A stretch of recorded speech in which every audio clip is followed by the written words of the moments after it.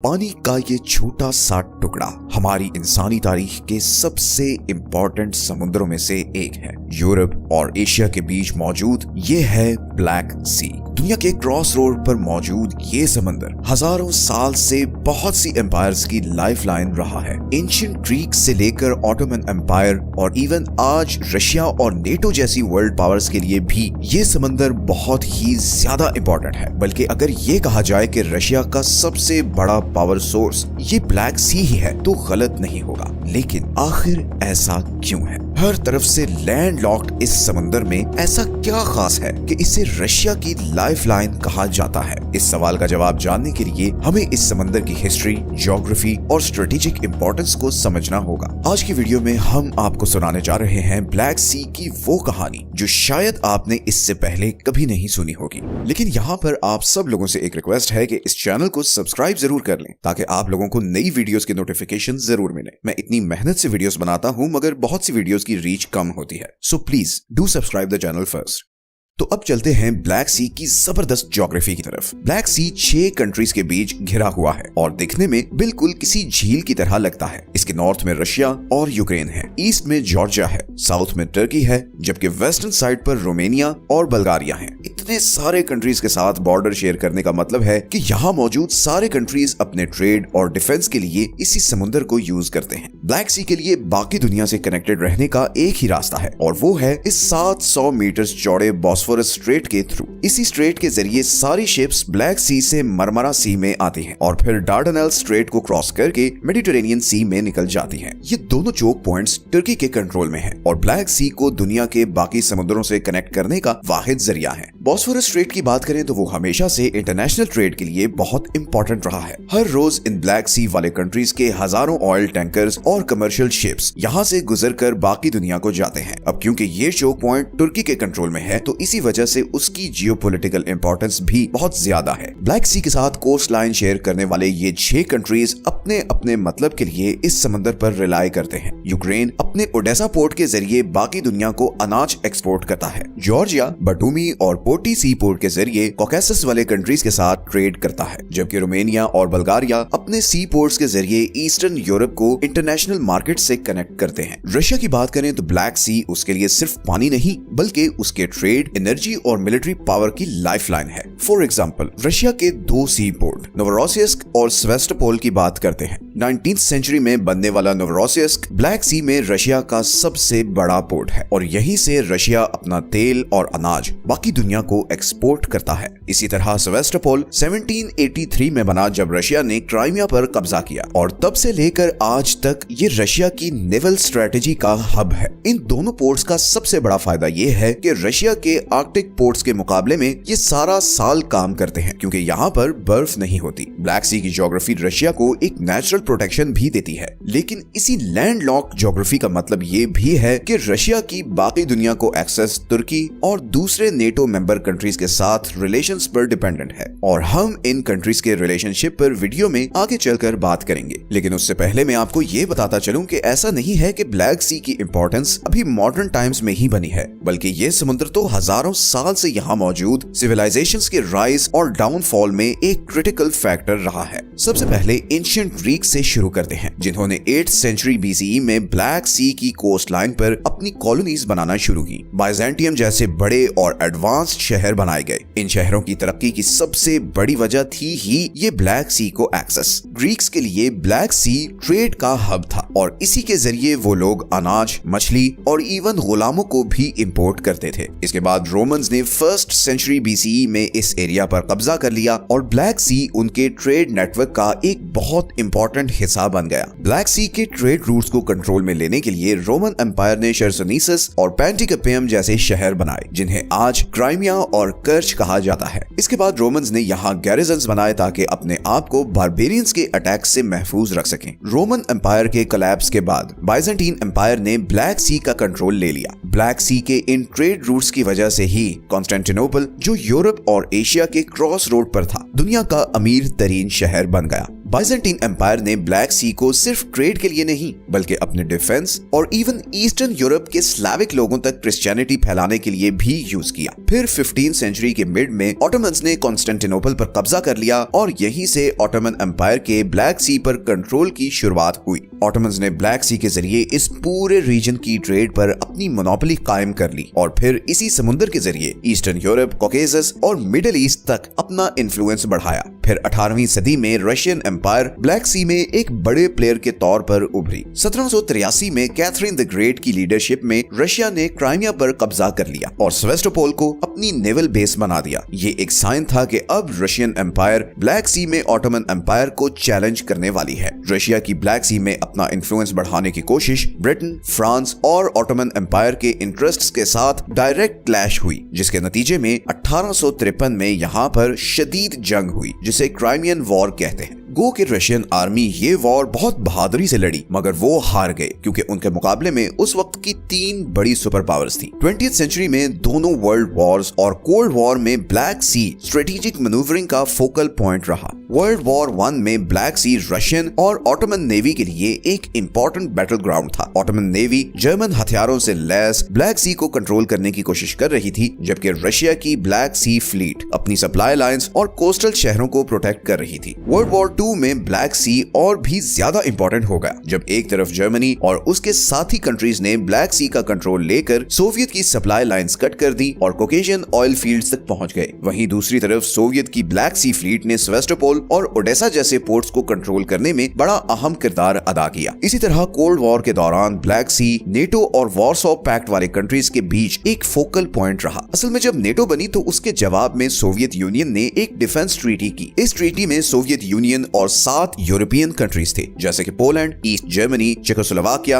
Hungary, Romania, Bulgaria और Albania. इन सब countries का एम यही था कि नेटो के खिलाफ ये सब इकट्ठे रहें। इस ट्रीटी के बाद सोवियत यूनियन ने ब्लैक सी में अपनी कोस्ट लाइन को बड़ा हेवीली फोर्टिफाई कर लिया। सेवेस्टोपोल अब सोवियत यूनियन की सबसे मेन नेवल बेस बन चुका था। इस बेस में खड़ी ब्लैक सी फ्लीट मॉस्को की मेन डिफेंस लाइन थी। सोवियत यूनियन की सबमरीन्स और वॉरशिप्स न सिर्फ इस सारे एरिया की निगरानी करती थी बल्कि मेडिटेरेनियन और अटलांटिक ओशन पर भी कड़ी नजर रखती थी। दूसरी तरफ नेटो के लिए ब्लैक सी एक अपॉर्चुनिटी भी था और चैलेंज भी। तुर्की जिसके कंट्रोल में बॉस्फोरस और डार्डनेल स्ट्रेट थे वो नेटो मेंबर था। तो इस तरह नेटो के पास 2 बहुत स्ट्रेटेजिक चोक पॉइंट्स का कंट्रोल था जिसके जरिए वो सोवियत यूनियन की सप्लाई लाइंस किसी भी वक्त चोक कर सकते थे और इसीलिए कोल्ड वॉर के बीच नेटो वॉरशिप्स इन स्ट्रेट्स के पास ही चक्कर लगाती रहती थी। ब्लैक सी सबसे ज्यादा लाइमलाइट में आया 1962 में क्यूबन मिसाइल क्राइसिस के दौरान जब सोवियत यूनियन ने अपनी नेवी को कंप्लीटली हाई अलर्ट कर दिया। इस पूरे अरसे में 1960s से लेकर लेट 1980s तक ब्लैक सी मिलिट्री एक्सरसाइजेस और इंटेलिजेंस गैदरिंग का सेंटर रहा। लेकिन यही वो वक्त भी था जब सोवियत यूनियन ने ब्लैक सी के जरिए ईस्टर्न यूरोप और मिडिल ईस्ट तक पेनिट्रेट किया। खैर 1991 में सोवियत यूनियन के कोलैप्स के बाद ब्लैक सी में ये इंटेंस राइवलरी तो खत्म हो गई मगर इसके बावजूद सेवेस्टोपोल आने वाले टाइम के लिए भी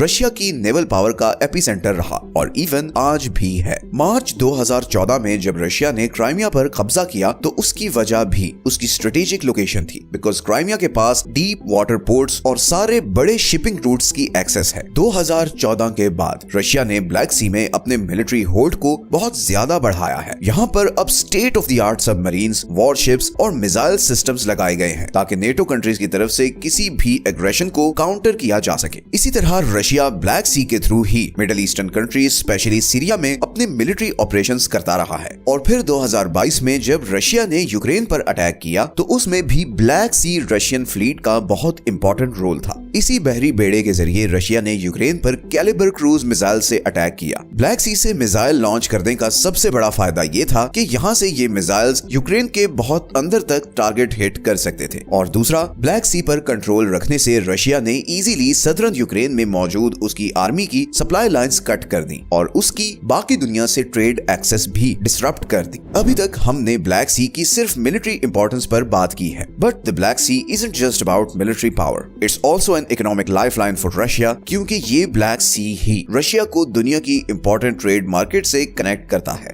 रशिया की 30% एक्सपोर्ट्स, जिसमें ऑयल और गैस भी शामिल हैं, वो इसी समुद्र से गुजरकर बाकी दुनिया को जाती हैं और रशिया इससे बिलियंस ऑफ डॉलर्स का रेवेन्यू कमाता है। इसी तरह ब्लैक सी में नेचुरल गैस के बहुत बड़े रिजर्व्स हैं और इन रिसोर्सेज पर कंट्रोल होने की वजह से रशिया सारे यूरोप की एनर्जी मार्केट्स को भी इन्फ्लुएंस करता है। पिछले कुछ सालों में ब्लैक सी में जो सबसे बड़ी डेवलपमेंट हुई है वो है तुर्क स्ट्रीम पाइपलाइन। ये एक ऐसा प्रोजेक्ट है जिसके थ्रू रशिया यूक्रेन को बाईपास करके तुर्की और सदर्न यूरोप को गैस सप्लाई कर रहा है और इस तरह रशिया की इन पॉलिटिकली वोलेटाइल ट्रेड रूट्स पर से डिपेंडेंस कम हो गई है। इस वक्त ये अकेली पाइपलाइन है जहां से रशियन गैस यूरोप को जा रही है, but energy is just one piece of the puzzle. Black Sea पूरी दुनिया की फूड सिक्योरिटी के लिए भी बहुत इंपॉर्टेंट है। रशिया और यूक्रेन को दुनिया की ब्रेड बास्केट कहा जाता है क्योंकि पूरी दुनिया की 30% वीट ये दोनों कंट्रीज एक्सपोर्ट करते हैं। ओडेसा, नोवरोसिस्क और मैरियोपोल सी ports middle east, Africa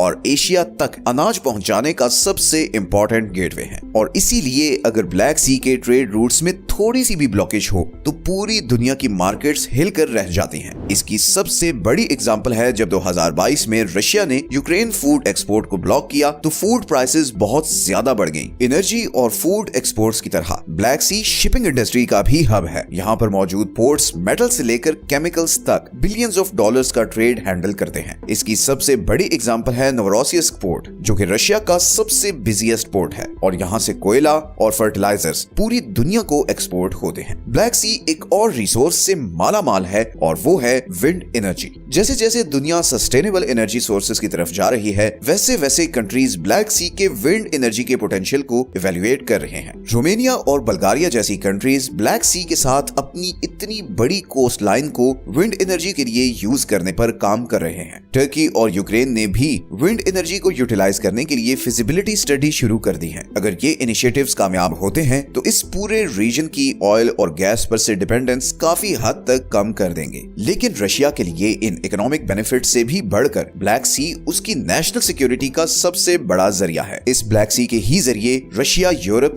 middle east और दूसरे कॉन्टिनेंट्स तक अपना इकोनॉमिक और पॉलिटिकल इन्फ्लुएंस रखता है और यहीं पर एक और प्लेयर भी इस पिक्चर में एंटर होता है और वो कोई और नहीं बल्कि नेटो है। ब्लैक सी नेटो के लिए भी बहुत क्रिटिकल है। 3 नेटो कंट्रीज टर्की, रोमानिया और बल्गारिया ब्लैक सी के साथ कोस्ट लाइन शेयर करते हैं और रशिया को रोकने में नेटो का सबसे बड़ा हथियार है। यही वजह है कि नेटो ब्लैक सी में अपनी प्रेजेंस बढ़ाता जा रहा है। इसकी सबसे बड़ी एग्जांपल है एनुअल सी ब्रीज एक्सरसाइज। 2021 में नेटो ने 32 कंट्रीज के साथ, जिसमें अमेरिका और यूके भी शामिल थे, ब्लैक सी में मिलिट्री एक्सरसाइजेस की, जिनमें नेवल वॉरफेयर से लेकर एयर डिफेंस तक सब कुछ शामिल था और इन एक्सरसाइजेस का मकसद ही ये था कि रशिया पर दबाव रखा जाए। लेकिन ये मिलिट्री एक्सरसाइजेस कभी-कभी बहुत डेंजरस टर्न भी ले लेती हैं। जैसे इसी सी ब्रीज एक्सरसाइज के दौरान एक ब्रिटिश नेवी शिप क्राइमिया के पास चली गई, जिसको रशियन नेवी ने घेरे में ले लिया और सिचुएशन बहुत टेंस हो गई थी। इसी तरह नेटो ने रोमानिया और बल्गारिया में भी अपना एयर डिफेंस सिस्टम इंस्टॉल किया हुआ है ताकि रशिया से किसी भी किस्म की थ्रेट को काउंटर कर सके। फॉर एग्जांपल, रोमानिया में Aegis Ashore missile defence system है जो रशिया से आने वाले बैलिस्टिक मिसाइल्स को इंटरसेप्ट कर सकता है। इसी तरह बल्गारिया में सर्वेलेंस रेडार्स हैं जिनसे नेटो इस सारे एरिया की निगरानी करता है। इसी तरह तुर्की का भी बहुत क्रिटिकल रोल है। तुर्की का रशिया के साथ एक बड़ा कम्प्लेक्स सा रिलेशनशिप है। बहुत से जियोपॉलिटिकल कॉन्फ्लिक्ट्स जैसे कि सीरियन सिविल वॉर और लीबिया की सिविल वॉर में तुर्की और रशिया दोनों